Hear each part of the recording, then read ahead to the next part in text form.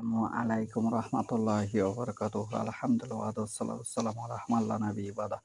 A'udzu billahi minasyaitonir rajim. Bismillahirrahmanirrahim.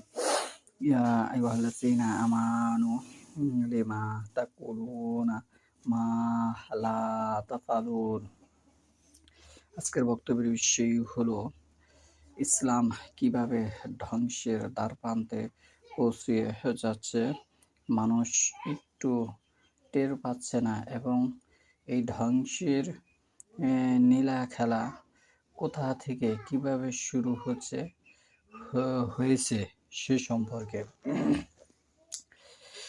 আজের 999 জন প্রথমত এই কোরআন এবং হাদিস দ্বারা হাদায়াত পাবে না। সূরা বাকারা 26 নম্বর আয়াত। এরকম আরো অসংখ্য আয়াত আছে আল কোরআনে, যাদেরকে আল্লাহ ফাসিক, মুরশিক, গাফিল, জালিম, কাফের হিসেবে আখ্যায়িত করেছেন। আজকের যেহেতু মূল টপিক ইসলাম ধ্বংসের দ্বারপ্রান্তে চলে যাচ্ছে কিভাবে সে সম্পর্কে, তাহলে আল্লাহ এখানে উপস্থাপন করেছেন, হে বিশ্বাসীগণ, তোমরা যা করো না তা কেন বলো।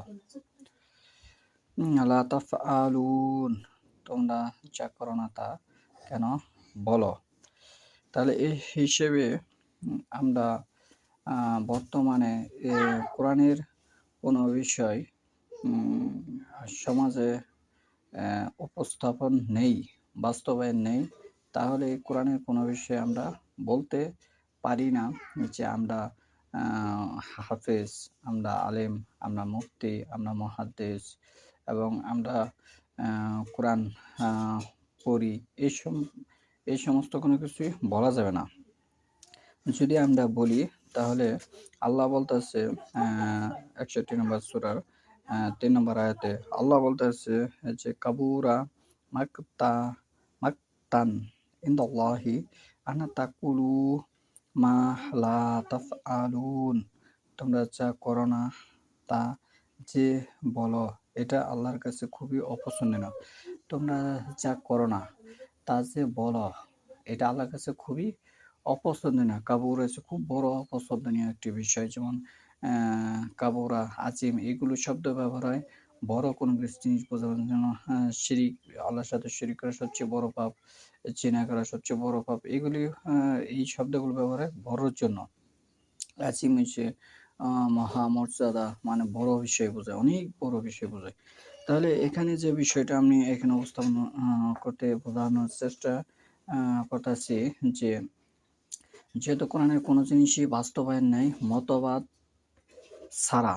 যেমন আপনি হয়তো বলবেন যে কোরআনের বাস্তবায়ন আছে সালাত, আমরা তো সালাত পড়ছি, সালাতের বিষয়ে মতবাদ আছে শিয়ারা একভাবে পড়ে, আবার সুন্নিরা অনেক দলে বিভক্ত হয়ে গেছে মতবাদ, তারা সকলে আবার বলতেছে যে এগুলি হাদিস আছে। যদি হাদিস না থাকতো তাহলে মনে করতাম যে শয়তানের একটি চক্র, শয়তান তো মুসলমানদের ধোঁকা দেওয়ার জন্য বিভিন্ন দল উৎপেতে আছে। কিন্তু যেহেতু তারা হাদিস আছে একটি বিষয়, আরেকটি বিষয় হচ্ছে যেহেতু তারা দোনো দলেরই সার্টিফিকেট আছে, তারা বলতেছে আমি মদিনা পড়ে এসেছি, তারা বলতেছে আমিও মদিনা পড়ে এসেছি, তারা বলতেছে আমার কাছেও সহিহ হাদিস, তারা বলতেছে আমার কাছেও সহিহ হাদিস। এই যে একটা মতবিরোধ হয়েছে, তাহলে এখানে সৎ রাস্তা পাওয়ার এবং ঐক্যবদ্ধ হওয়ার কোনো সিস্টেম বোঝা যাচ্ছে না। আর যদিও বোঝা যায় তারা তো সিস্টেম ঐক্যবদ্ধ হচ্ছে না। তার মানে এটি ইসলাম ধ্বংস একবারে দ্বারপ্রান্তে চলে এসেছে। তাহলে আমরা এখন বলতে পারি না যে সমাজে এই জিনিসটা ইসলামের বাস্তবায়ন আছে, জিনার আইন বাস্তবায়ন আছে এবং এই চুরির আইন বাস্তবায়ন আছে। এগুলো কোনো কিছুই কিন্তু সমাজে ইসলামের কোনো জিনিস বাস্তবায়ন নেই। কোরআনে কয়টি আদেশ, কয়টি নিষেধ আছে অনেক আলেম, মুফতি, মুহাদ্দিস, হাফেজ জানে না, তবু তারা ইমামতি করার জন্য একেবারেই উতাল হয়ে আছে। তাদেরকে ইমামতি না দিলে তারা রাগ করে। এবং আরেকটি বড় বিষয় হচ্ছে যে কোরআন হাদিস দ্বারা যারা মদিনায় আল্লাহ রাসূল সাল্লাল্লাহু আলাইহি জামানায় ইমামতি করেছিল তারা কেউ কিন্তু হাফেজ ছিল না। তার মানে আপনি যদি কোনো ডিগ্রিওয়ালা লোক হন তাহলে আপনি ইমামতি করতে পারবেন না। কারণ এটা হাদিস দ্বারা সাব্যস্ত নয়। ইমামতি তারাই করেছিল যারা কোনো ডিগ্রিওয়ালা লোক ছিল না। একটি বিষয়, যদি আপনি সত্যিকারে আল্লাহর ইসলাম মানেন, আয়েশা রাদিয়াল্লাহু আনহার হাদিসটা আপনি মূল্যায়ন করেন যে, মান আমিলা আমালান লাইসা আলাইহি ফাহুয়া রাদ্দুন, যে ব্যক্তি এমন কোনো কাজ করলো, সে কাজে আমাদের কোনো নির্দেশনা নেই। তার মানে হাদিস আপনি মানতে হলে আপনার যে যতটুক আ যে যে যে যতটুক সূরা জানে তারই আমলটি করতে হবে। আর সার্টিফিকেট আপনারা মানুষ কখনো কাউকে ইসলামিক সার্টিফিকেট দিতে পারে না। সার্টিফিকেট দেবে আল্লাহ। রাদিয়াল্লাহু আনহা যে আমরা শব্দটা উচ্চারণ করি, এটা কে দিয়েছে? আল্লাহ দিয়েছে। সাহাবীদেরকে মুহাজ্জির রেখে দিয়েছেন। তার মানে আমরা যদি ওই মুহাজ্জির সাহাবীদের মতো আমল করতে পারি, তাহলে আমরা ধারণা করতে পারি যে আমরা জান্নাতে যাবো। সূরা বাকারার বক্তব্য। তাহলে ব্রিটিশরা যে ইসলামী সিলেবাস ওরিয়েন্টালিস্ট যারা পরিচালনা করে গেছে ইসলাম ১৫০-২০০ বছর, তাদের ইসলামের জাল থেকে এখনো অনেকে বের হতে পারেনি এবং আবার অনেকে বক্তব্য দিচ্ছে যে আমরা সহি। মূলত বর্তমানে কেউ শতকরা ৯৯৫ জনই সহি মোতাবেকে নেই। কারণ ইসলামের কোনো জিনিস বাস্তবে নেই, ঐক্যবদ্ধ নেই, কোনো কিছুই জাকাত দেয় না। মানুষ সবকিছু থেকে দূরে সরে গেছে।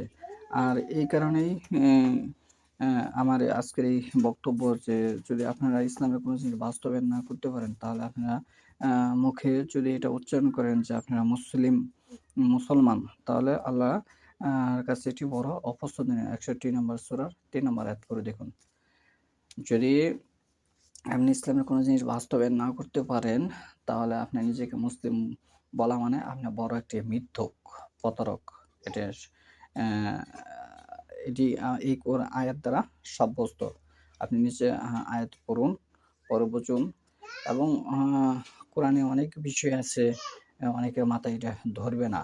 সে কারণেই আমরা যেখানে ইসলাম ধ্বংসের যে নীলাখেলা শুরু হয়েছে, সেখান থেকে যদি মানুষ নিজেকে সংশোধন করে ফিরে এসে কোরআন সুন্নাহ মোতাবেক সমাজ বাস্তবায়ন করতে পারে, তাহলে আশা করা যায় যে ইমাম মাহদী সাল্লাল্লাহু আলাইহি ওয়াসাল্লামের অনুসারী হওয়া আমাদের পক্ষে সম্ভব।